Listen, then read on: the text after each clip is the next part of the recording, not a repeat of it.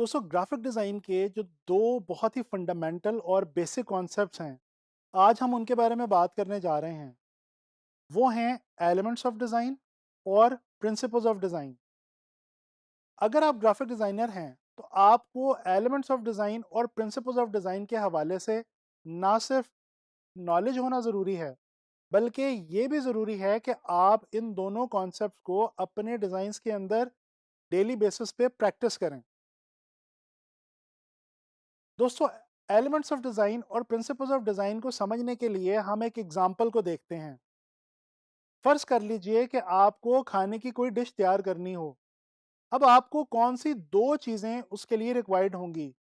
Number एक, आपको चाहिए होंगे इंग्रेडिएंट्स और नंबर दो, आपको चाहिए होगी रेसिपी। जी हाँ, इंग्रेडिएंट्स आपको प्रोवाइड करेंगी वो मटेरियल जिसके ज़रिए आप वो डिश बना पाएंगे, और इसी तरह से रेसिपी से आपको वो तरीका मालूम होगा जिसके ज़रिए से आप उस डिश को तैयार कर सकते हैं। तो अगर डिज़ाइन के हवाले से बात की जाए, तो एलिमेंट्स ऑफ डिज़ाइन जो हैं, वो डिज़ाइन के मान लीजिए कि इंग्रेडिएंट्स हैं, जबकि जो प्रिंसिपल्स ऑफ डिज़ाइन हैं, वो डिज़ाइन की रेसिपी है। दोस्तों बात करते हैं एलिमेंट्स ऑफ डिज़ाइन के हवाले से।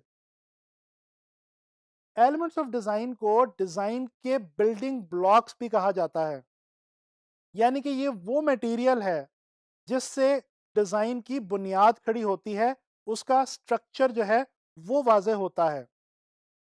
दोस्तों डिज़ाइन के अंदर जो हमारे पास इंपॉर्टेंट एलिमेंट्स ऑफ डिज़ाइन हैं, वो ये हैं: dot, line, shape, space, size, colour, texture और वैल्यू।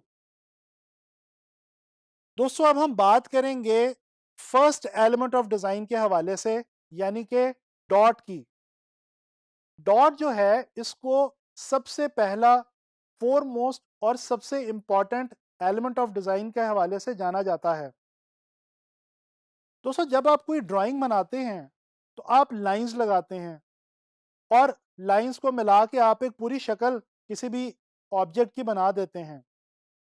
अगर आप गौर करें, तो आपकी ये ड्राइंग स्टार्ट किसी एक डॉट से हो रही है। इसी तरह से आप किसी भी पेंटिंग को उठा के देख लीजिए, उसका भी जो स्टार्टिंग पॉइंट है, वो कोई एक डॉट ही होगा। Same case is with graphic design. Graphic design में हम जब भी कोई भी डिज़ाइन क्रिएट करते हैं, तो उसका जो स्टार्टिंग पॉइंट होता है, वो डॉट से ही होता है। इसी तरह से फोटोग्राफी की बात कर लीजिए। आप किसी फोटोग्राफ को देख रहे हो, उसके अंदर जो ओवरऑल आपको इमेज नज़र आता है, दोस्तों वो छोटे छोटे डॉट्स के कॉम्बिनेशन की मदद से आपको नज़र आता है। फोटोग्राफी की तरह टीवी या फिल्म के अंदर भी आपको स्क्रीन के ऊपर जो विजुअल या जो तस्वीर नज़र आ रही होती है, दोस्तों बेसिकली वो डॉट्स के कॉम्बिनेशन की मदद से ही आपको नज़र आ रही होती है। अच्छा, डॉट को उर्दू के अंदर नुक्ता भी कहा जाता है, और आपको मालूम है कि हमारी डेली लाइफ के अंदर नुक्ते की बहुत ज़्यादा अहमियत है।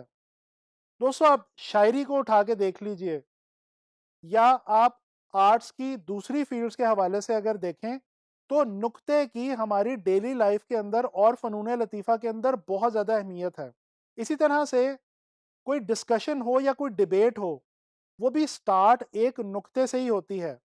फ़र्ज़ कर लीजिए कि आप अपने किसी दोस्त के साथ बैठे किसी भी टॉपिक पे डिस्कशन कर रहे हों। डेफ़िनेटली आपकी बात किसी एक नुक्ते से शुरू होगी, और फिर चलते-चलते वो पूरी एक डिस्कशन या डिबेट की सूरत इख्तियार कर जाएगी।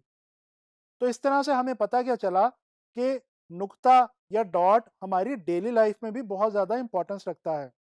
दोस्तों इस चीज़ को डिफ़ाइन करने के लिए मैं मशहूर सूफ़ी बुज़ुर्ग मोहतरम बाबा बुल्ले शाह साहब का ये मिसरा बताना चाहूँगा कि एक नुक्ते विच गल मुकदी है।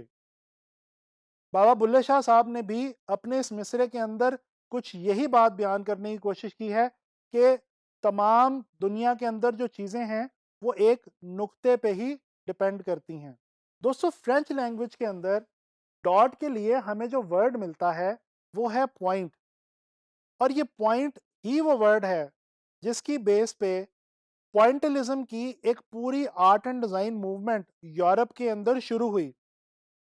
दोस्तों, पॉइंटलिज्म यूरोप के अंदर बहुत ही मशहूर आर्ट एंड डिज़ाइन मूवमेंट के तौर पे जानी जाती है। इस मूवमेंट में होता क्या था? दरअसल इस मूवमेंट के अंदर काम करने वाले आर्टिस्ट और डिज़ाइनर्स डॉट्स की, छोटे और बड़े डॉट्स की मदद से अपनी पेंटिंग्स, अपने डिज़ाइंस या आर्ट पीसेस बनाया करते थे। मिसाल के तौर पे जॉर्ज सरे, जो कि एक मशहूर पेंटर हैं, उनकी इस पेंटिंग को ही देख लीजिए।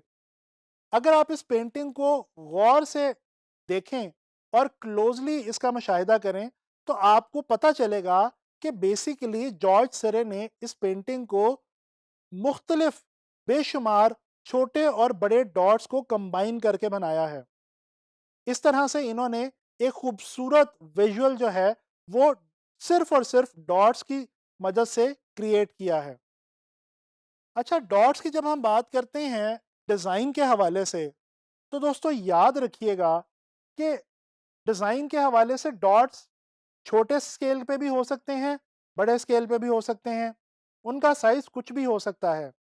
वो ब्लैक एंड व्हाइट भी हो सकते हैं, कलर्ड भी हो सकते हैं, थिक भी हो सकते हैं और थिन भी हो सकते हैं। इसी तरह से डॉट्स को लेके ग्राफिक डिज़ाइन के अंदर जो एक बहुत इंपॉर्टेंट कॉन्सेप्ट है, वो है सिमेट्री और एसिमेट्री का। दोस्तों, ये छोटा सा कॉन्सेप्ट है लेकिन डिज़ाइन के अंदर इसकी बहुत ज़्यादा अहमियत है।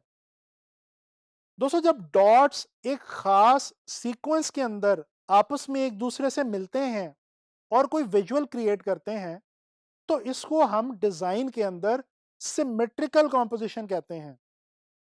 इसके बरक्स जब डॉट्स आपस में रैंडमली मिलते हैं, यानी बगैर किसी सीक्वेंस के मिलते हैं और उनके कॉम्बिनेशन से एक विजुअल तरतीब होता है, तो हम इसको कहते हैं एसिमेट्रिकल कॉम्पोजिशन। दोस्तों, मशहूर पेंटर वेसिली कैंडिंस्की का ये कहना है, everything starts from a dot, यानी कि हर चीज की इब्तिदा जो है वो डॉट से ही होती है। तो यूं हमने ये देखा कि ग्राफिक डिज़ाइन के अंदर, आर्ट्स में, पोइट्री में, हमारी डेली लाइफ में डॉट की कितनी ज़्यादा अहमियत है। दोस्तों, नेक्स्ट लेसन के अंदर हम लोग बात करेंगे सेकंड एलिमेंट ऑफ डिज़ाइन के हवाले से, जो कि है लाइन।